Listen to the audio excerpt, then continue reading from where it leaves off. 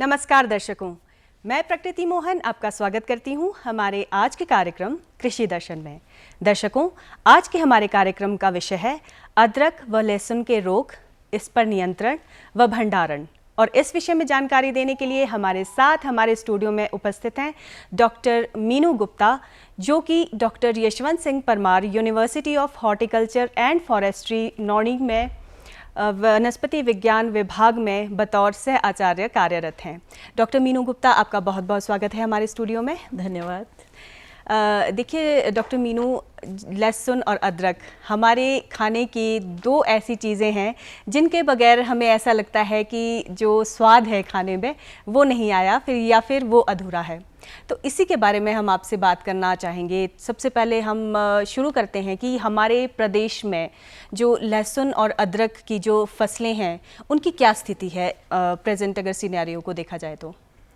देखिए, यदि हम अदरक की बात करें तो प्रदेश में आलू और मटर के बाद अदरक सबसे महत्वपूर्ण फसल है जी। और इसकी खेती लगभग सभी जिलों में की जाती है। इसके साथ ही लहसुन भी कंद वर्गीय फसलें हैं उनमें प्याज के बाद सबसे महत्वपूर्ण फसल है और इसकी खेती भी प्रदेश भर में लगभग सभी जिलों में की जाती है और ये बहुत ही सहनशील फसल है, तो इसलिए सभी क्षेत्रों में जहाँ भी इसे उगाया जाता है इसकी अच्छा उत्पादन आता है। जी, तो देखिए हम इनके रोगों के बारे में शुरू करें। इससे पहले हम जानना चाहते हैं कि ये जो अदरक और लहसुन है इनके औषधीय गुण क्या होते हैं। जैसे कि एक ख़ास बात हमें लहसुन के बारे में ये पता है और अदरक के बारे में ये पता है कि जो मतलब हार्ट डिजीज़ से, हृदय रोग से जो लोग ग्रस्त होते हैं उनके लिए ये जो दोनों ही चीज़ें हैं ये बहुत ज़्यादा लाभदायक होती हैं।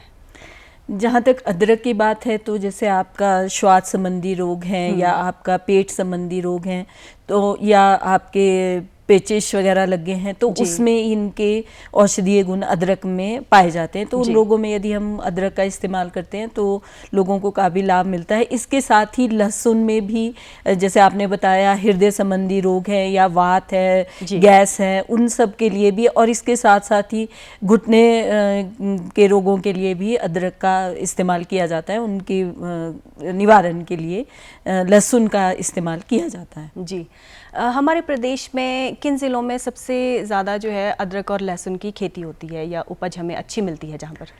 यूँ तो हिमाचल प्रदेश में अदरक और लहसुन दोनों ही महत्वपूर्ण कमर्शियल मतलब व्यावसायिक तौर से महत्वपूर्ण फसलें हैं और प्रदेश के सभी जिलों में इसकी खेती की जाती है। लेकिन यदि हम दोनों फसलों को देखें प्रदेश भर में तो सिरमौर जिला जो है इनकी उत्पादन में सबसे अग्रणी है और अदरक की खेती लगभग 1500 हेक्टेयर एरिया में और लहसुन की लगभग 3734 हेक्टेयर एरिया में की जाती है सिरमौर जिला में। और सिरमौर जिला में जो अदरक और लहसुन पैदा होता है उसका जो उसके औषधीय गुण हैं, जो उसके अन्य गुण हैं, उनकी देश भर में वो प्रसिद्धि है और उसकी बहुत ज़्यादा मांग भी है। जी, और कौन सी ऐसी अनुमोदित किस्में हैं जो प्रदेश में कहा जाता है कि ये वाली किस्में ज़्यादा अच्छी रहेंगी उगाने के लिए? जो भी कोई भी फसल होती है तो विश्वविद्यालय द्वारा समय समय पर उनकी उच्च गुणवत्ता वाली किस्में अनुमोदित की जाती हैं। तो जहाँ तक अदरक की बात है तो अदरक में हमारे विश्वविद्यालय द्वारा 2 किस्में अनुमोदित हैं जिसमें हिमगिरी और सोलन गिरी गंगा नाम की ये दोनों किस्में हैं। और जो हिमगिरी है वो अधिक उपज देने के साथ साथ क्षेत्र 1 और क्षेत्र 2 में अनुमोदित है और ये जो गट्ठी सड़न जो मुख्यतः रोग है अदरक का उसके लिए सहनशील है।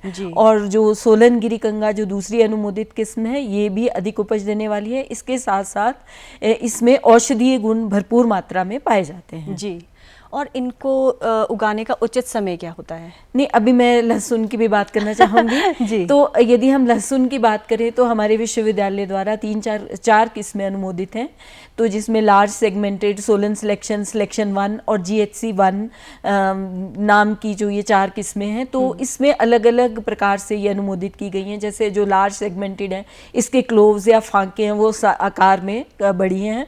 फिर जो सिलेक्शन 1 है इसकी फांके मध्यम आकार की हैं और जो सोलन सिलेक्शन है इसकी जो फांके या क्लोव्स हैं वो छोटे साइज के हैं, और जो GHC1 है ये अधिक उपज देने के साथ साथ अधिक सुगंध देने वाली किस्म है। तो इसी आधार पे किसान किसी भी किस्म का चयन कर सकते हैं जिसके लिए वो ज़्यादा लाभदायक समझते हैं। जी। और ये जो अदरक और लहसुन की जो फसलें हैं ये क्या एक ही समय पर उगाई जाती हैं या उगाने का इनका अलग अलग समय होता है? इनको जो अदरक और लहसुन है ये अलग अलग क्षेत्रों में अलग अलग समय पर लगाई जाती है। जैसे अदरक है ये जो निम्न पर्वतीय क्षेत्र हैं उनमें ये थोड़ा लेट लगाई जाती है, जैसे जून में मध्य जून में लगाई जाएगी जी। और जो मध्य पर्वतीय क्षेत्र हैं उसमें हम अप्रैल मई में लगाते हैं, और जो उच्च पर्वतीय क्षेत्र है उसमें अदरक जो है अप्रैल में ही लगाया जाता है क्योंकि वह एक ही फसल ली जाती है। इसी प्रकार लहसुन में भी जो हमारा निम्न पर्वतीय क्षेत्र हैं उसमें आपकी अक्टूबर नवंबर में लगाई जाती है, मध्य पर्वतीय क्षेत्रों में हम सितंबर अक्टूबर में लगाते हैं, और जो उच्च पर्वतीय क्षेत्र है उसमें अप्रैल में लहसुन को लगाया जाता है। जी, मतलब अगर देखा जाए तो प्रदेश में लगभग पूरे साल ही इसकी मतलब उगाया अलग अलग जाता है क्षेत्रों में, हाँ अलग अलग क्षेत्रों में अलग अलग समय पर लगाया जाता है। जी।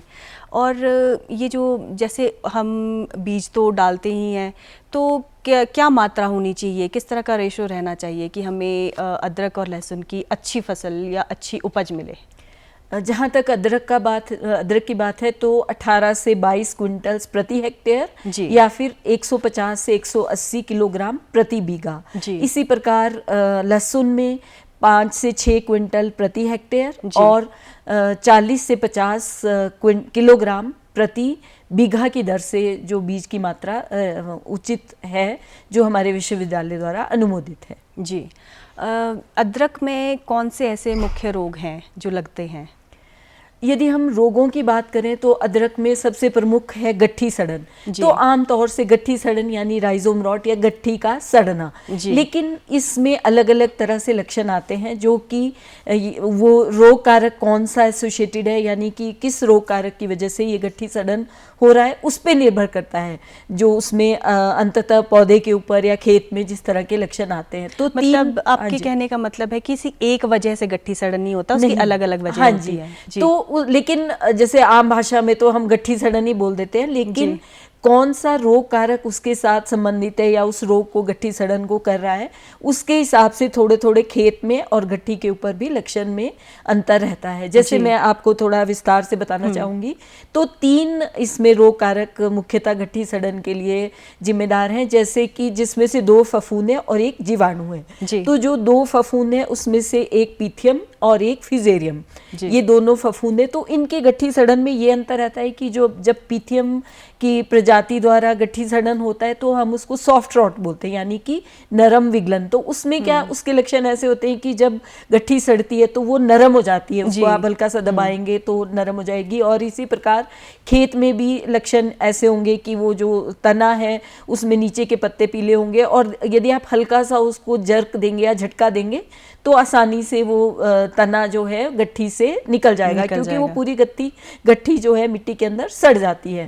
जबकि यदि हम पीत रोग या फिजेरियम द्वारा जो गट्ठी सड़न होता है उसमें जो गट्ठी है वो सूख जाती है, तो यदि आप उसको झटका देंगे तो वो आसानी से निकल नहीं पाती, क्योंकि पूरे पत्ते के जो पत्ते हैं पौधे के वो पीले होने लग जाते हैं। और इसमें दूसरा महत्वपूर्ण लक्षण है कि खेत में यदि आप दूर से भी देखेंगे तो पीलापन दिखाई देगा, जहां से आरंभ हो रहा है रोग उसके एक पौधे से उसके आसपास पूरा पैच बन जाएगा, जो पत्तों का पीले रंग के पत्ते आपको दूर से दिखाई देते हैं। उसका कारण ये कि जो सिंचाई वाला पानी है वहां से रोग कारक जो है आसपास के पौधों को संक्रमित कर देता है, जबकि जो अन्य पौधे हैं वो आपको हरे ही नॉर्मल स्वस्थ दिखाई देंगे। और जो तीसरा है आपका मलानी रोग या हम उसको बैक्टीरियल विल्ट बोलते हैं, उसमें जब गट्ठी सड़न होता है तो वो भी सॉफ्ट रॉड की तरह होता है, लेकिन उसमें अंतर ये होता है कि तना जो है अगर आप उसको छुएंगे तो वो चिकना रहता है और इसमें भी झटका देने से पौधा बाहर आ जाता है। लेकिन ये सॉफ्ट रॉट यानी नरम विगलन और बैक्टीरियल विल्ट में अंतर किसान भाई ऐसे कर सकते हैं कि यदि आप इन्फेक्टेड पौधे का या गट्ठी का थोड़ा सा भाग साफ पानी में, किसी भी साफ गिलास में, जैसे कांच का गिलास आप ले लें या कोई बोतल ले लें, तो उसमें यदि आप थोड़ा सा इन्फेक्टेड पोर्शन गट्ठी का रखेंगे तो वो थोड़ी देर में, आधे घंटे में वो पानी दूधिया हो जाएगा यानी मिल्की हो जाएगा। तो उससे आप ये पहचान सकते हैं कि ये बैक्टीरियल विल्ट की वजह से गट्ठी सड़न रोग आया है अदरक में। जी, तो किसानों को क्या ऐसा करना चाहिए कि इन रोगों पे वो नियंत्रण पा सके? इन जो गट्ठी सड़न है, जैसा मैंने बताया कि आमतौर से एक ही माना जाता है क्योंकि गट्ठी रुक रही है, और दूसरा ये हमें ये देखना है कि ये रोग आ कहाँ से रहे हैं। तो रोग या तो रोगग्रस्त बीज से आएंगे या रोग संक्रमित मिट्टी से, यानी कि पहले से ही वहाँ पे बीमारी आई है और किसान ने दोबारा उसी खेत में आपका अदरक लगा दिया है, या तो उस वजह से ये रोग आने की संभावना बढ़ जाती है। क्या ये पानी से भी ये रोग फैलता है? जैसे सिंचाई होगी और जो संक्रमित पौधा है उससे जो पानी जा रहा है वो आगे भी ट्रेवल कर रहा है, तो उससे भी क्या दूसरे पौधे संक्रमित हो सकते हैं? जी, तो क्योंकि जैसा मैं आपको बता रही थी कि यदि मिट्टी में संक्रमण है तो बारिश का पानी या सिंचाई का पानी स्वस्थ पौधे से जो रोग कारक के बीज हैं वो क्योंकि बहुत छोटे होते हैं, वो हमें अपनी खुली आंखों से हम उनको देख नहीं पाते, उसके लिए हमें माइक्रोस्कोप की ही आवश्यकता होती है। यदि हमें प्रयोगशाला में भी उनको देखना है तो हम उनको नहीं पहचान पाते, तो लेकिन वो पानी द्वारा, चाहे वो इरिगेशन का है चाहे वो बारिश का है, उसके द्वारा एक स्वस्थ मतलब रोगग्रस्त पौधे से स्वस्थ पौधों की तरफ जाके उनको संक्रमित कर सकता है। और दूसरा मैंने आपको बोला कि यदि आपका संक्रमित बीज है तो उससे भी रोग आने की संभावना बढ़ जाती है। तो उसी हिसाब से हमें अपनी जो रोग को नियंत्रित करने की जो भी हम स्ट्रैटेजीज अपना रहे हैं, विधियां अपना रहे हैं, उनको इन चीज़ों को ध्यान में रखना है। तो जैसे यदि संक्रमित बीज है तो आपने पहले जब आप बीज ले रहे हैं तो रोगग्रस्त क्षेत्र से आपने बीज लेना है, और जो आप बीज चुन रहे हैं उनका भी वो स्वस्थ जो आपका बीज है उसका ही चयन करना है। तो उससे जो संक्रमित बीज से रोग आने की संभावना है वो कम हो जाएगी। और दूसरा मैंने आपको बताया कि मिट्टी द्वारा बीमारी आने की संभावना है, तो उसके लिए ये आवश्यक है कि जो आप एक ही बार बार फसल में एक ही खेत में फसल को ना लगाएं और फसल चक्र का पालन करें। तो कम से कम भी 3 से 4 वर्ष के लिए आप उसी खेत में बार बार अदरक की फसल ना लगाएं, उसकी बजाय जिससे धान है, मक्का है या गोभी वर्गीय फसलें हैं, उनको यदि आप लगाएंगे तो उससे आपके बीमारी आने की संभावना बढ़ जाएगी, क्योंकि जो अदरक के रोग हैं वो धान या मक्का या गोभी को संक्रमित नहीं करते। जी, ये बहुत अच्छी बात है कि एक जो फसल का रोग है वो दूसरी फसल को अफेक्ट नहीं करता है। अब हमने ये तो आपसे जाना कि किस किस तरह के रोग होते हैं, पैदा होते हैं इस अदरक की फसल में। अब आपसे जानना चाहेंगे कि कौन सा ऐसा वातावरण होता है, या फिर कह लीजिए कि अनुकूल वातावरण क्या होता है जिससे कि ये रोग बहुत जल्दी पैदा होता है और बहुत जल्दी फैलता भी है? तो अनुकूल वातावरण में कम तापमान और अधिक नमी, यदि जैसे बारिशें होती हैं जुलाई अगस्त में तो बीमारी आने की संभावना है गट्ठी सड़न की, विशेष रूप से तो बीमारी जिसमें कि सॉफ्ट रॉट और बैक्टीरियल विल्ट है। हालांकि जो आपका येलोस है या फिजेरियम है वो संभावना तब रहती है जब आपका तापमान ज़्यादा होता है, तो वो बीमारी ज़्यादा तापमान में, और ये दो गट्ठी सड़न जो है अधिक नमी और कम तापमान में ये रोग आने की संभावना ज्यादा रहती है। मतलब ज्यादातर कह लीजिए कि बरसातों के समय में ये ज्यादा रहता है। हाँ जी। तो पत्ता धब्बा वो क्या किस तरह का रोग होता है और किस तरह का लक्षण होता है वो, कि जो किसानों को जल्दी से जल्दी पता लग सके? तो जैसा मैंने बताया अदरक में गट्ठी सड़न के अलावा पत्ता धब्बा और भंडारण जो समस्या है वही मेन प्रॉब्लम्स हैं अदरक की खेती में जी। तो अब पत्ता धब्बा जो है ये भी एक फफूंद द्वारा होता है जिसको हम फाइलोस्टिक्टा जिंजीबेरी बोलते हैं। तो ये भी रोग जब बारिश ज़्यादा बढ़ती है तो उससे मतलब जैसे जून में अब फर्स्ट शावर शुरू होगी, पहली बारिश शुरू होगी, तो उसके साथ इस रोग के आने की संभावना बढ़ जाती है, क्योंकि बारिश आने से ज़्यादा तापमान ज़्यादा रहता है और नमी ज़्यादा बढ़ती है, तो इस रोग के जो जीवाणु हैं वो अधिक मात्रा में फैल के पूरे खेत को संक्रमित करते हैं। जी, और देखिए आपने भी भंडारण की भी बात की, तो किसानों को क्या भंडारण के समय इस तरह की सावधानियां बरतनी चाहिए ताकि इन रोगों के फैलने के चांसेस ख़त्म ही हो जाएं?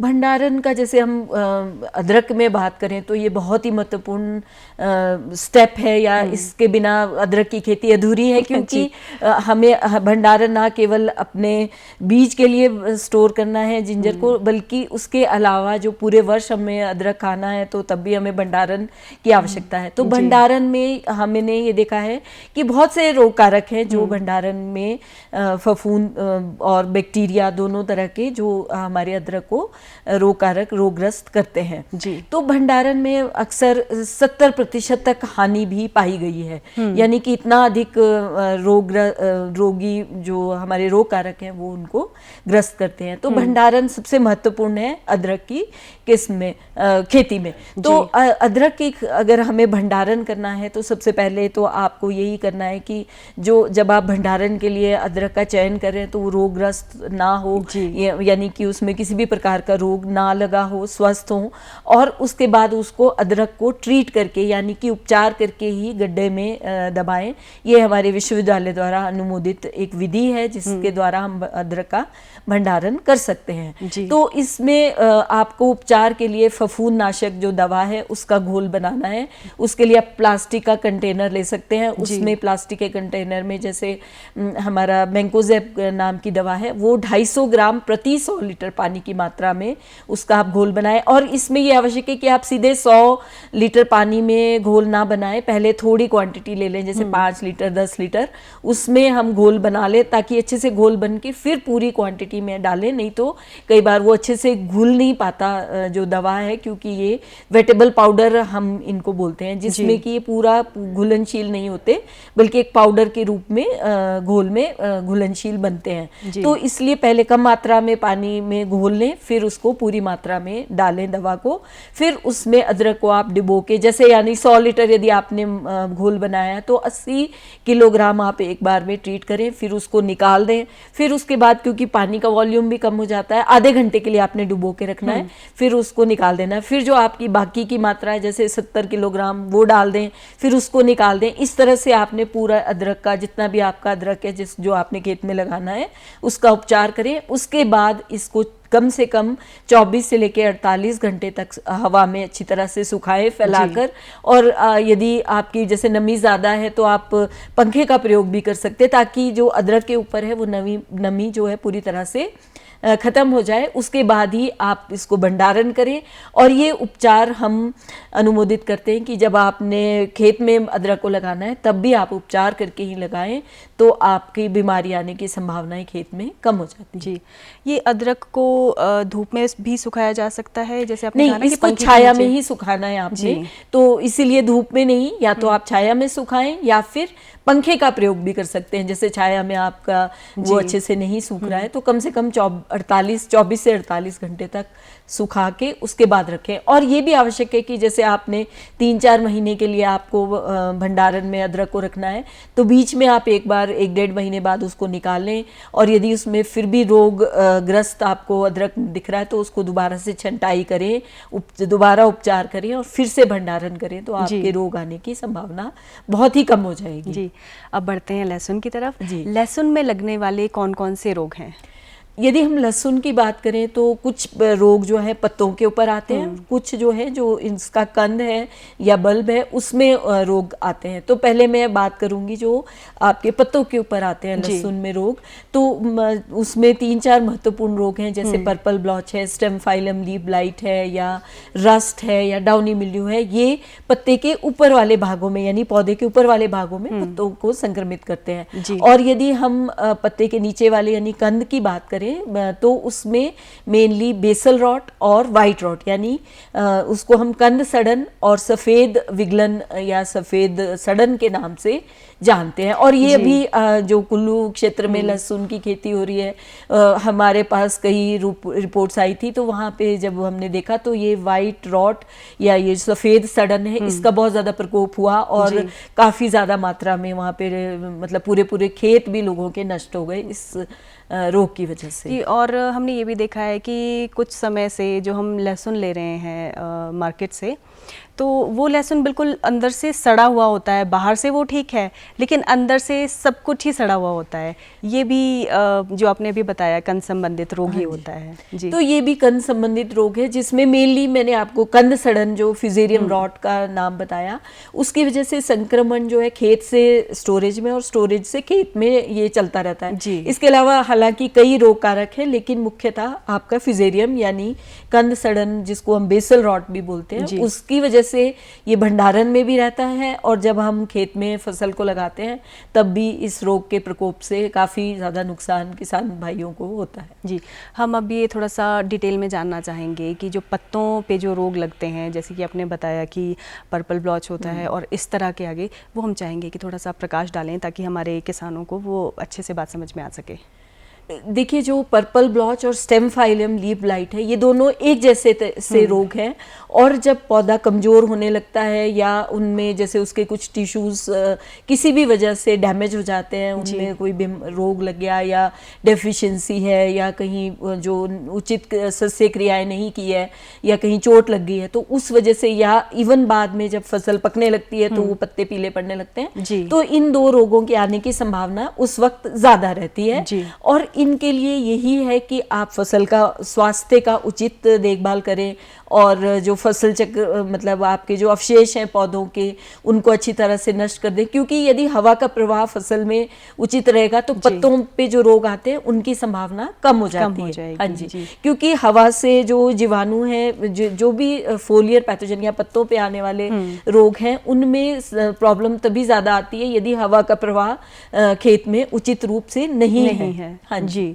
तो देखिए, आपने ये तो बताया कि रोगों को किस तरह से आप पहले ही कोशिश करें कि वो रोग ना लगे, लेकिन अगर रोगग्रस्त हो ही गए हैं पौधे तो फिर इन पर किस तरह से नियंत्रण पाया जा सकता है? जो जितने भी फोलियर पैथोजन है, अभी दो मैंने और रोग हैं जो जैसे रस्ट है जिसमें छोटे छोटे ऑरेंज कलर के डॉट्स बन जाते हैं, और एक डाउनी मिल्ड्यू, उसमें क्या है सफ़ेद रंग के धब्बे पहले शुरू में बनते हैं और धीरे धीरे जो पूरा सा ऊपर वाला भाग है वो नीचे को लुढ़क जाता है, क्योंकि वो बीमारी जब नमी ज़्यादा होती है, जहाँ नमी की वजह से ये रोग ज़्यादा आता है। तो इन्हीं या ये सभी जो फोलियर पैथोजन है इनमें ये सबसे आवश्यक है कि क्योंकि जो रोग कारक है उसके जो बीज हैं वो अवशेषों में, यानी कि पौधे के अवशेष, पिछले साल हमने जो फसल लगाई है तो हमें अच्छी तरह से उन अवशेषों को निकाल के नष्ट करना है, क्योंकि उन्हीं में इनके बीजाणु अगले साल के लिए जीवित रहते हैं जी। तो अच्छे से आपने खेत की सफाई करनी है और जितने भी अवशेष हैं उनको या तो आप दबा दें या जला दें, क्योंकि तभी वो बीजाणु जो हैं वो नष्ट हो पाएंगे। इसके अलावा कुछ जैसे आपके हवा का प्रवाह ठीक हो, यानी कि उचित दूरी पे पौधे लगाएं, फसल चक्र अपनाएं, तो ये इस तरह से आप यदि आप ध्यान रखेंगे अपनी फसल का तो इन रोगों से आप नियंत्रण पा सकते हैं। हाँ जी। कई बार हम देखते हैं कि पत्ते कुछ झुलसे हुए से नज़र आते हैं, तो ये किस तरह का रोग है?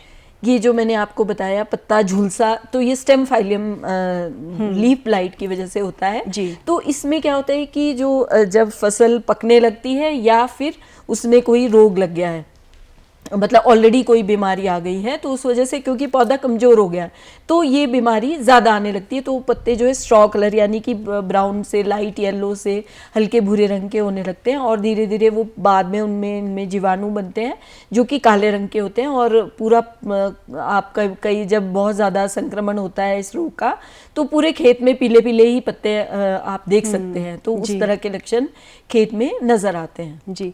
हमने देखा है कि जैसे हम लोग ही हैं, हम लोग खरीदते हैं, लहसुन खरीदते हैं, तो जो मतलब कई बार जैसे अभी मैंने आपको बताया था कि मार्केट से लेते हैं तो अंदर से कुछ सड़ा हुआ सा ही नज़र आता है जो कंद होता है, तो हम क्या करते हैं वो वाला पोर्शन काट के अलग वो फेंक देते हैं, बाकी जो लहसुन है वो अपने खाने में प्रयोग करते हैं। तो क्या ये सही है या फिर हमें पूरा का पूरा वो लहसुन फेंक देना चाहिए? नहीं, आपका क्वेश्चन बिल्कुल सही है कि हम मतलब जैसे अभी आपने खुद ही एक बात कही थी कि जो अदरक के रोग हैं वो लहसुन में नहीं आते, इसी तरह से जो फसलों के रोग हैं वो मनुष्य को नहीं इन्फेक्ट करते। तो आप बेझिझक उसको निकाल के साफ करके खा सकते हैं, लेकिन थोड़ा सा ये ध्यान रखना है कि जितना वो रोगग्रस्त भाग है उसको आप अच्छे से निकाल दें, क्योंकि कई बार कई जो रोगाणु हैं वो कई टॉक्सिन्स भी बनाते हैं, तो वो टॉक्सिन्स का हमारे ऊपर कुछ असर हो सकता है। अदरवाइज आप इसको अच्छे से प्रयोग कर सकते हैं। उस मतलब बस वो आपने सड़ा हुआ भाग निकाल देना है, तो उसके बाद आप जो स्वस्थ भाग है उसको आप कंज्यूम कर सकते हैं। उसमें कोई भी नुकसान होने की संभावना नहीं है। जी, इसके अलावा अन्य ऐसे कौन से रोग होते हैं जो लहसुन में पाए जाते हैं? यदि हम जैसे मैंने कंद रोगों की तो आपसे बात की, हाँ जी, उसके अलावा विषाणु रोग जो है महत्वपूर्ण है। यदि हम लहसुन की बात करें तो विषाणु में 2 मेन मुख्यतः विषाणु हैं, जिसमें आपकी लीक येलो ड्वार्फ और leak stripes yellow stripes and onion yellow dwarf नाम के 2 विषाणु हैं जो कि लहसुन की फसल को संक्रमित करते हैं। और ये जो रोग हैं इनमें पीली पीली धारियां बन जाती हैं, पौधे छोटे रह जाते हैं, पत्ते छोटे रह जाते हैं इनके संक्रमण से, और तो उस वजह से उपज भी कम आती है लहसुन की। जी, तो इन पे नियंत्रण किस तरह से पाया जा सकता है? ये जो विषाणु रोग हैं ये मुख्यतः बीज द्वारा संवहित होते हैं, यानी कि अगर यदि आपका इन्फेक्टेड कॉम जो आप ग्लोव्स लगा रहे हैं उनमें ही संक्रमण है तो ही ये रोग मुख्यतः खेत में आते हैं। इसके अलावा कुछ कीड़े हैं जैसे कि तेला, मुख्यतः माइजस परसिकी है, या और भी कई तरह से ये जो एफिड्स हैं या तेला है वो इन उसके अलावा एक माइट भी है, वो इन विषाणु रोगों को लहसुन में संवहित करते हैं, यानी कि एक पौधे से दूसरे पौधे में जब वो एक पौधे का रस संक्रमित पौधे से रस चूसते हैं, फिर वो स्वस्थ पौधे में जाके रस चूसते हैं, तो अपने जो उनके माउथ पार्ट्स हैं जो जहाँ से उन्होंने रस चूसा है तो उसके द्वारा ही विषाणु रोगों मतलब वो एक पौधे से दूसरे पौधे में संक्रमण लेके जाते हैं। डॉक्टर मीनू गुप्ता, आप हमारे स्टूडियो में आई और बहुत ही बेहतरीन जानकारी आपने हमारे दर्शकों को दी। आपका हमारे स्टूडियो में आने के लिए बहुत बहुत धन्यवाद। दर्शकों, हम उम्मीद करते हैं कि आपको हमारा आज का ये कार्यक्रम पसंद आया होगा और हमारे किसान बागवान भाई बहन इस जानकारी से लाभान्वित हुए होंगे। अगले अंक में फिर से आपसे एक नए विषय के साथ मुलाकात होगी, तब तक के लिए आज्ञा दीजिए। नमस्कार।